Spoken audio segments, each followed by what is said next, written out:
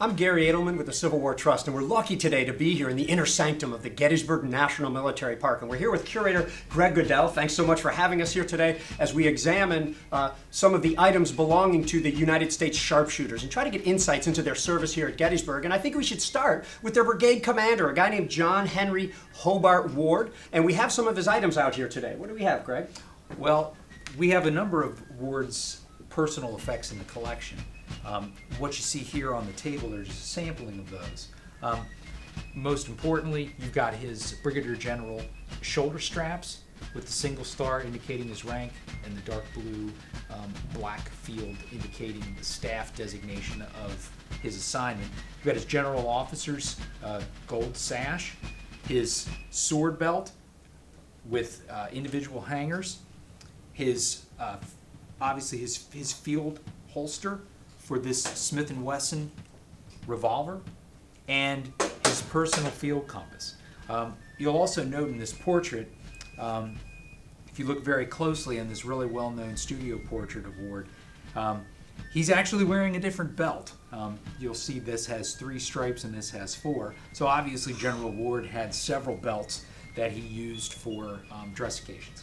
Even if he's not wearing this belt here, it looks like it's seen some action. Yeah, it does look like it's got some wear. It probably, again, when general officers are going into the field, they're not always wearing their dress equipment. So, of course, we're going to be having some additional pieces that he probably owns for field usage. The holster, if you could take a look at, with its well-worn surface and folded over flap like this definitely saw some action. There's no question about it. It fits this Smith & Wesson revolver, as you can see, so very strong likelihood that he would have been wearing this holster at least and carrying this pistol here at Gettysburg. It's really cool. So John Henry Hobart Ward actually commands the largest brigade in the Union Army. He's got the most regiments of anyone else in the Union Army with 8. And Ward's rise, would be limited, of course. He's going to run afoul of higher command and charges of drunkenness in 1864. And he will go on to, work, I believe, for the state of New York for a while. He survives all these battles, and some 40 years after the Civil War got run over by a train. And that is where John Henry Hobart Ward met his end. But we can still look at some of his stuff here and I think gain some insight. The main action of the second day of the Battle of Gettysburg was initiated by John Henry Hobart Ward's brigade, primarily by his 1st and 2nd U.S. Sharpshooters Regiment. The 1st Regiment was out on Seminary Ridge fighting Wilcox's Alabamians, and the 2nd Regiment was out near the Slider Farm where they initially encountered the entirety of Longstreet's attacking force on the second day.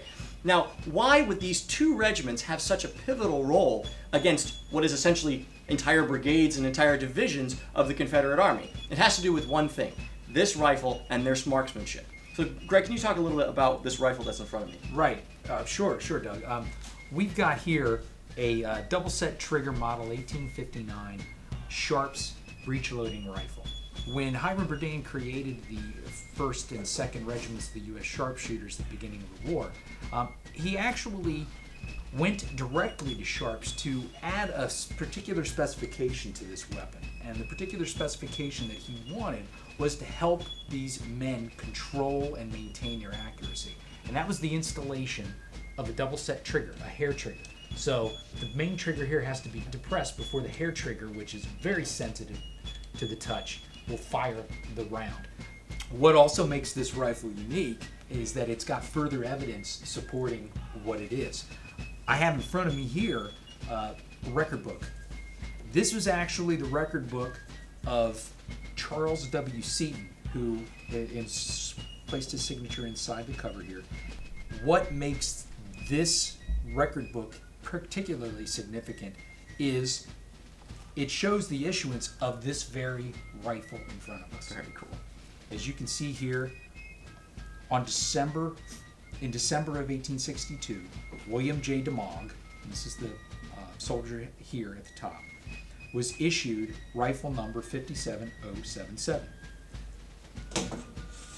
You can see that serial number. Sure enough. Right here. So can we say with 100% certainty that this rifle in front of us was fired on Seminary Ridge on July 2nd, 1863? Without question, we can. We've got it here in the record book as being issued in December of 1862. We know William J. DeMog was here and active as a member of the first U.S. Sharpshooters during the battle, so we can say without a doubt this weapon was used at Gettysburg. At around noon on July 2, 1863, the 1st U.S. Sharpshooters under Lieutenant Colonel Caspar Trepp advanced to this position here on Seminary Ridge.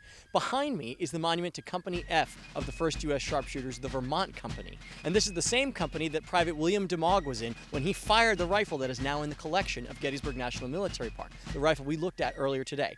That artifact was brought out to the battlefield right here and was used in combat in fight between the Sharpshooters, the 3rd Maine, and Wilcox, Alabama Brigade through these woods behind me. We're still taking a look here at the great United States Sharpshooters collection that they have here at Gettysburg National Military Park. And Greg, I'm really interested in what you have before us. First off, you have a beautiful hat, and there's a great red diamond on top of that. Can you tell us a little bit about what you have here? Sure, absolutely. What you see here actually is a forage cap from a member of the U.S. Sharpshooters. The U.S. Sharpshooters uniform was specified to be a green wool, and the distinctive red diamond is the corps symbol for the 1st Division of the 3rd Army Corps, of which the Sharpshooters were a part. It's very unique for any kind of sharpshooter headgear to actually survive to the present day. To have this particular example with the unique corps badge is quite special. And we also have this beautiful frock coat. Looks like an enlisted man's frock coat. It's very dark green. It almost looks black when we're standing here. Right. Can you tell us a little bit about both the green that would have been on this frock coat, what tie that has to the United States Sharpshooters, and then again the buttons. The buttons to me look very dark. They don't look like maybe your brass shiny ones that you'd see on a normal enlisted man's coat. Correct. Well, what you're seeing here is actually a documented frock coat to a member of Company K of the 1st Regiment United States Sharpshooters. His name was William Henderson. When the Sharpshooters began to be placed into the field, uniform specifications called for green uniforms. The arsenals that supplied the Army of the Potomac ran out of sharpshooter uniforms very quickly, the ones made out of green cloth. So they had to use their best efforts to try to outfit the regiments with the proper clothing. So this example that we see here is actually an example of an overdyed garment. So they would have taken a standard infantry frock coat, dipped that blue frock coat into a vat of green dye to try to get the color to be as close as possible to the regulation green. Specifications for the sharpshooters called for blackened buttons. So the way that the Army came up with the black buttons was to use Goodyear's patented rubber to create buttons that were darkened in color. And would they have issued the corporal stripes like this, or would this be something, again, specially made, like the uniform have to be dyed? From what it appears by examining this part of the uniform, these were probably light blue infantry stripes that were, like I described for the coat, dunked in a vat of green dye to try to match the color as close as possible. Which shows that they're such a niche unit that they need to make sure that they have things for them, but they don't need to make it on that large scale like you have for the standardized. That's correct. That's correct. Much smaller in number. Well, Greg, this is a fantastic collection that you have here at Gettysburg National Military Park. It's been a great pleasure to see this great coat that we have here, the rifle, and tie those back to soldiers who fought in these crimson fields at Gettysburg.